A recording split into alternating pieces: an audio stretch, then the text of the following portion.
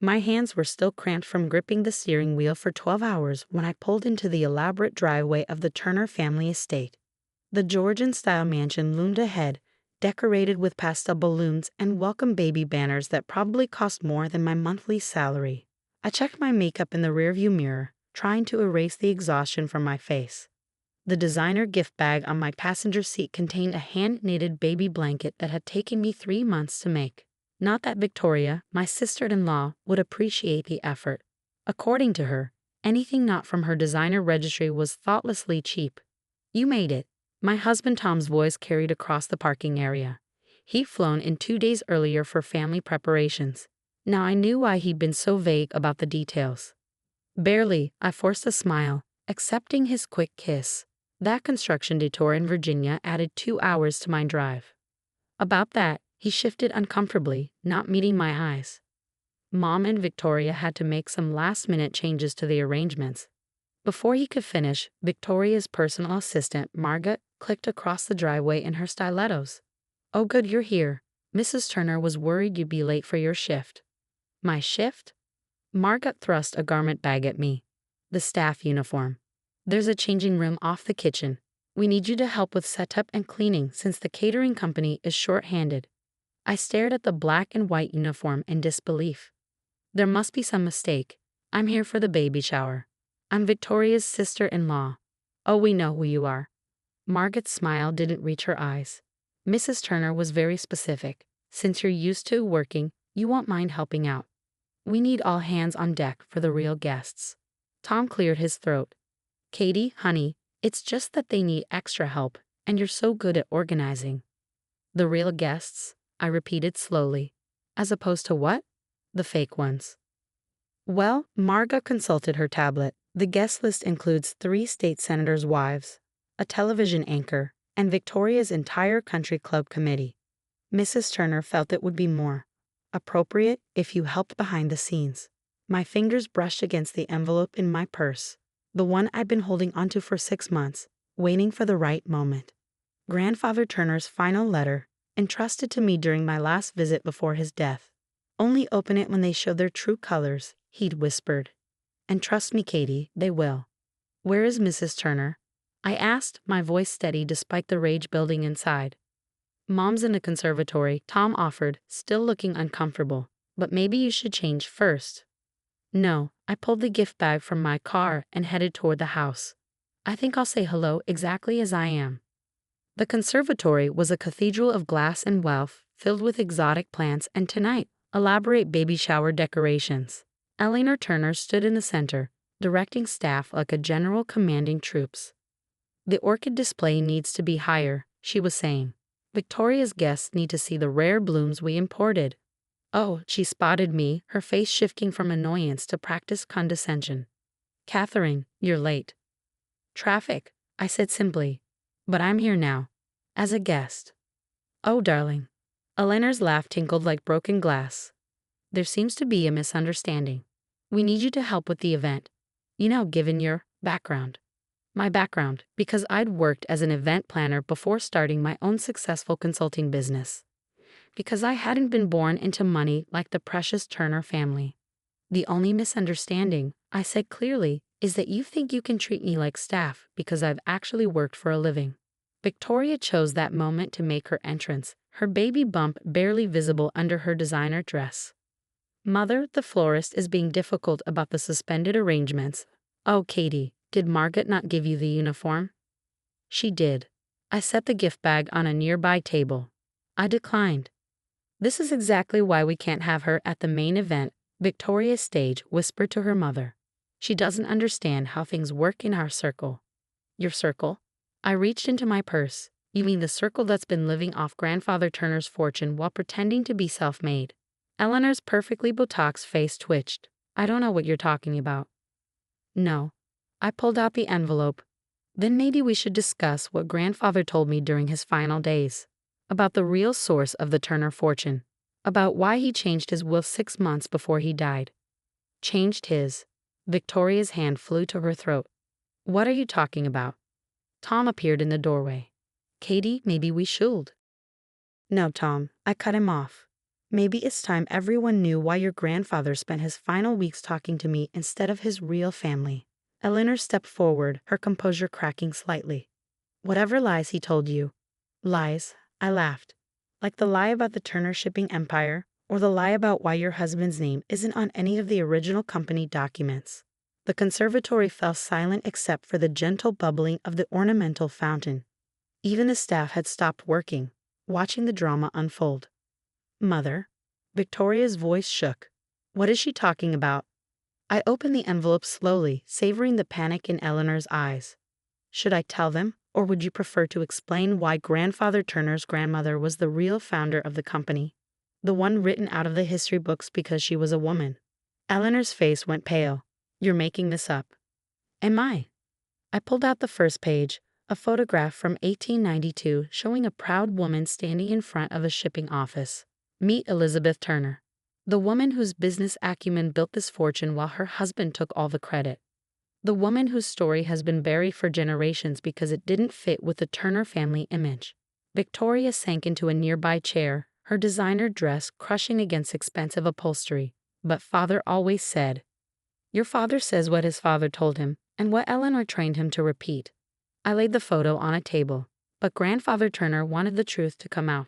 That's why he spent so much time with the only family member who actually worked for success instead of inheriting it. Tom stepped forward, finally finding his voice. Katie, why didn't you tell me? Because your grandfather asked me to wait, to see if your family would ever accept me for who I am instead of looking down on me for working my way up. I met Eleanor's eyes. I guess today answered that question. Eleanor recovered first, her society mask sliding back into place. This changes nothing. The shower is starting in an hour, and we need all the help we can get. If you want to remain part of this family, I pulled out another document from the envelope. Maybe we should discuss what being part of the family really means, especially given what's in Grandfather Turner's amended will. Victoria struggled to her feet, one hand protectively over her baby bump. What amended will? Daddy said everything was settled months ago. Your father, I said carefully, doesn't know about the changes Grandfather made 3 days before he died. The ones he had his private lawyer handle because he didn't trust the family attorney. Tom moved closer, peering at the document in my hands. Katie, what exactly did my grandfather do? He restored justice, I said simply. He put the company back in the hands of someone who understands the value of hard work. Someone who reminds him of his grandmother. Eleanor lunged for the papers, but I stepped back smoothly. This is preposterous. You're nothing but a gold digger who manipulated a dying old man. Really? I raised an eyebrow. Should we call the lawyer? The one who videotaped Grandfather explaining exactly why he was changing his will.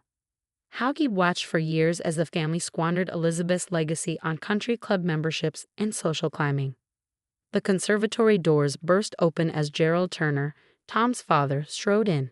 What's this I hear about staff problems? Eleanor, surely we can find more servers. He stopped short at the tableau before him. His wife frozen in mid-reach, his daughter collapsed in a chair, and his son staring at old photographs spread across an antique table. Dad, Tom's voice was strange. Did you know about great-great-grandmother Elizabeth? Gerald's face went through several expressions before settling on confusion. Elizabeth? What are you talking about? The real founder of Turner Shipping. I supplied helpfully. The one written out of all the company histories because she was a woman. Grandfather Turner was quite clear about that in his letter.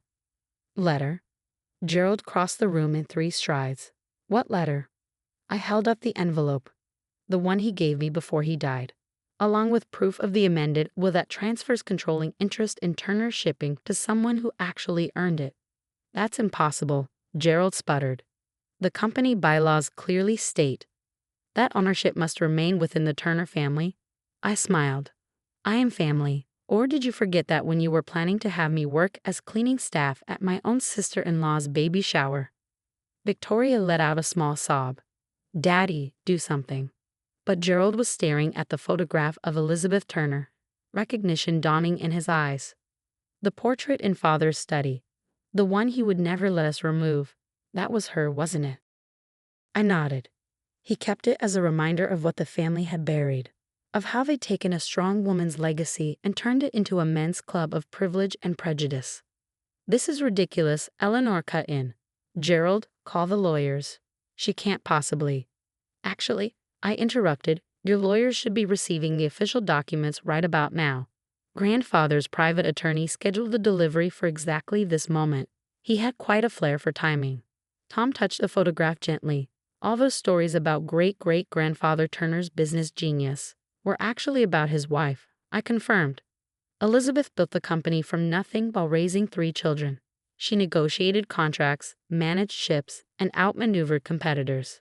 But because she was a woman in 1892, her husband got all the credit. "And now you think you can just walk in and take control?" Eleanor's voice rose hysterically. "Because of some old photographs and a convenient letter." "No," I pulled out the final document. "I can take control because I spent 6 months with your father-in-law, learning everything about the company, because he tested me, challenged me, and ultimately trusted me to restore his grandmother's legacy." Gerald sank into a chair beside his daughter. "Father always said he was disappointed in how we ran things. That we'd lost our way." "Lost your way?" I laughed without humor. "You turned a pioneering woman's achievement into a boys' club that measures success by country club memberships. You use her hard-earned legacy to look down on anyone who actually works for a living." Victoria stirred, her face tear-streaked. "The shower guests will be arriving soon." "Yes," I agreed. "Senators' wives and social climbers all coming to celebrate the next generation of Turner privilege." "What would Elizabeth think of that?" Tom finally spoke up. "What are you going to do?" I looked around the conservatory, at the excessive decorations and imported flowers, at Eleanor's perfectly curated world of appearance over substance, at the family that had never accepted me despite my success. My love for Tom, my dedication to building something meaningful. "First," I said, checking my watch, "I'm going to change the guest list for this shower. The staff you hired? They're now guests, every single one of them. And they'll be seated at the main table." Eleanor made a choking sound, but I continued. "Then, on Monday, I'm calling a board meeting. It's time for Turner Shipping to remember its roots and its real founder." "You can't do this," Eleanor whispered. "Actually," I smiled. "Thanks to Grandfather Turner, I can. And I will. Consider it my baby shower gift to Victoria, a lesson in what real female empowerment looks like." I turned to leave, then paused. "Oh, and Eleanor, you might want to change the place cards. I'll be sitting at the main table too, right where Elizabeth Turner's great-great-granddaughter-in-law belongs." The baby shower that followed was unlike anything the Turner social circle had ever seen. Margot, the personal assistant, sat between a state senator's wife and Victoria's country club president. The catering staff enjoyed champagne and hors d'oeuvres alongside society matrons. And I, still in my travel-worn business suit, presided over it all from the seat of honor. Eleanor spent the entire event in barely concealed distress, watching her perfectly orchestrated social hierarchy crumble. Victoria alternated between tears and forced smiles, especially when I stood to give my speech. "I'd like to tell you all a story." I began, holding up the photograph of Elizabeth Turner. "A story about a woman who built an empire in an era when women weren't supposed to build anything at all." The room fell silent as I recounted Elizabeth's journey. How she'd managed shipping contracts while nursing babies, how she negotiated with dockmasters who refused to take her seriously until she outsmarted them, how she'd built Turner Shipping into a force to be reckoned with, all while letting her husband take the credit to protect the business. And now, I concluded, her great-great-granddaughter is about to have a baby of her own. My question is, what legacy will this child inherit? Will it be one of privilege without purpose, or will it be one of determination, hard work, and breaking barriers, like Elizabeth's true legacy? Victoria's mascara was running freely now. Tom stood beside me, his hand on my shoulder, finally choosing a side after years of trying to please everyone. After the guests departed, many of them stopping to shake my hand and ask for business cards, Gerald asked to speak with me privately in his study. "You know," he said, gesturing to the portrait of Elizabeth that hung behind his desk, "Father used to stare at this painting for hours. I never understood why until today." "He was proud of her," I said softly, "and ashamed of what the family had become." Gerald nodded slowly. "I've been CEO of Turner Shipping for 20 years, but I've never actually built anything. Never took a risk. Never. He trailed off. Never earned it, I finished for him. No, he agreed. We just kept the wheels turning and collected the profits. Used them to buy our way into society instead of building something meaningful. He turned to face me fully. Will you let me help? Not as CEO. I understand that's your position now. But maybe I could learn what Elizabeth knew. What you know. About building something real. I studied him carefully, on one condition. Name it. Victoria's baby, and any future Turner children, will grow up knowing the true story. No more burying Elizabeth's legacy. No more pretending that success comes from privilege instead of work. Agreed. He extended his hand. Though Eleanor may never forgive you. I can live with that. I shook his hand firmly. That evening, after everyone had left, I found Tom in the conservatory, still staring at Elizabeth's photograph. Why didn't you tell me? He asked quietly. Grandfather made me promise to wait. He wanted to see how the family would treat me when they thought I had no power. I sat beside him. He knew what would happen today. He planned it all. The old fox, Tom chuckled, then grew serious. I'm sorry for not standing up to them sooner, for letting them treat you like you weren't really family. You can make it up to me, I smiled. By helping me restore Turner Shipping to what Elizabeth meant it to be, a company built on merit, not inheritance. What about Victoria's baby shower gifts? He asked. Mother had everything monogrammed with the Turner family crest. I'll keep them, I decided. As a reminder that the Turner name isn't about crests and country clubs. It's about a woman who built something extraordinary and had to hide her light. No more hiding. The next morning, I walked into Turner Shipping headquarters wearing my grandmother's pearls and carrying Elizabeth's photograph. The security guard who had always asked for my ID now jumped to open the door. Eleanor's carefully curated social hierarchy was already crumbling. In the CEO's office, my office now, I hung Elizabeth's photograph in the most prominent spot. Below it, I placed the baby blanket I'd knitted for Victoria's child. A reminder that real value comes from what we create, not what we inherit. As I sat at my new desk, I opened my laptop to find an email from Victoria. I spent all night reading about Elizabeth, about what she built.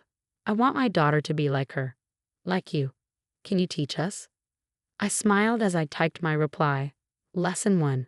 Real power isn't given. It's earned. See you Monday.